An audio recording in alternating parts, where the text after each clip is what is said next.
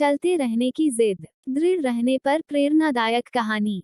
आकाश पिछले 4-5 सालों से अपने शहर में होने वाली मैराथन में हिस्सा लेता था, लेकिन कभी भी उसने रेस पूरी नहीं की थी।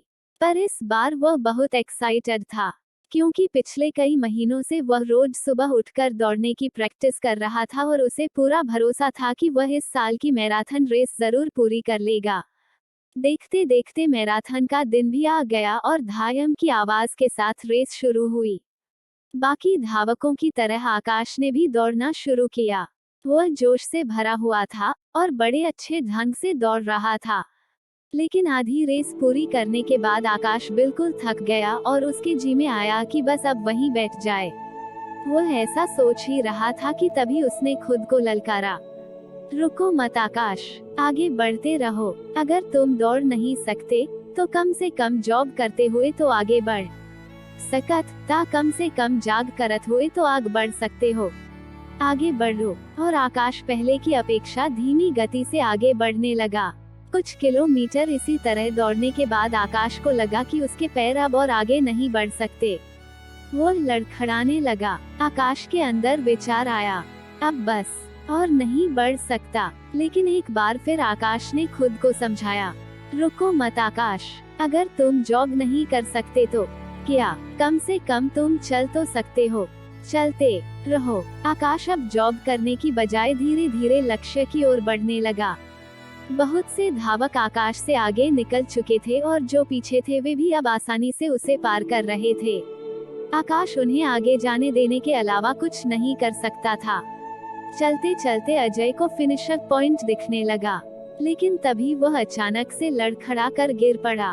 उसके बाएं पैर की नसें खींच गई थीं। अब कुछ भी हो जाए मैं आगे नहीं बढ़ सकता। जमीन पर पड़े पड़े आकाश के मन ख्याल आया, लेकिन अगले पल ही वो जोर से चीखा, नहीं, आज चाहे जो हो जाए मैं ये रेस पूरी करके रहूंगा। ये मेरी जिद है।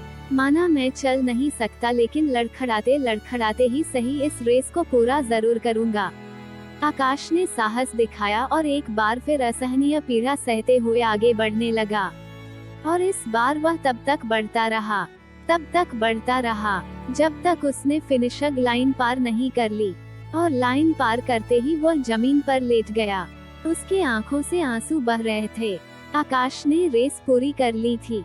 उसके चेहरे पर इतनी खुशी और मन में इतनी संतुष्टि कभी नहीं आई थी।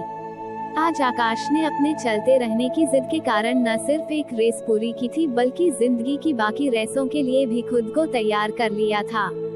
दोस्तों, चलते रहने की जिद हमें किसी भी मंजिल तक पहुंचा सकती है। बाधाओं के आने पर हार मत मानिए।